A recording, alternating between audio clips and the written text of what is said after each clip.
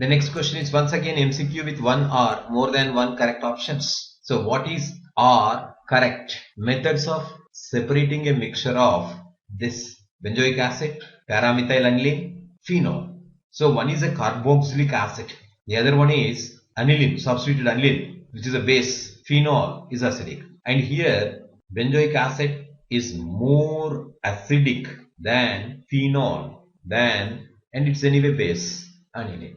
And this order will make use of how the given reagents react with this so that the mixture can be separated. So when we take this benzoic acid, which being more acidic than phenol, can react with a mild alkali NaHCO3, liberating carbon dioxide, and salt is formed, COONA. So this reaction is there with sodium bicarbonate only for benzoic acid, but same reaction with phenol it is not there because phenol is weakly acidic, NaHCO3 is weakly basic, thereby there will be no reaction. And this is a base, aniline is also base, thereby there is no reaction.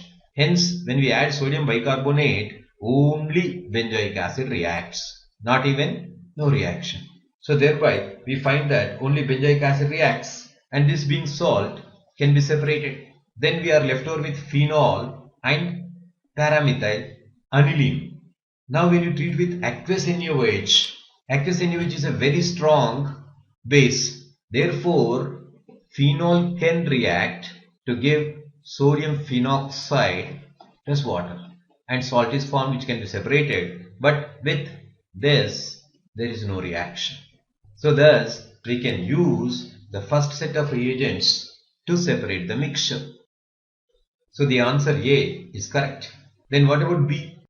Aqueous HCl, it's a strong acid and can react with aniline, and thereby salt will be formed and can be separated, so that only these two will be left over now. Out of the two, when sodium bicarbonate is added in the next step, this will react but not phenol, and this once becomes a salt can be separated. So therefore this mixture of aqueous HCl in the first step and second step aqueous sodium bicarbonate can be used to separate the mixture. Therefore B is also the answer.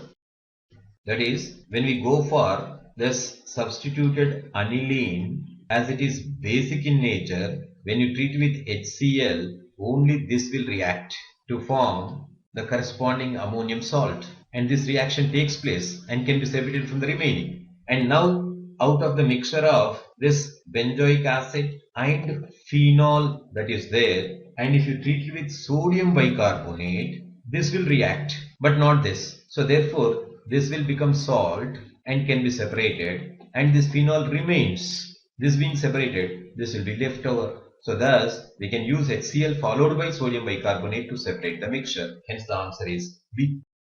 And what about aqueous NaOH followed by NaHCO3? When we use aqueous NaOH, both benzoic acid as well as phenol will react. That is the problem.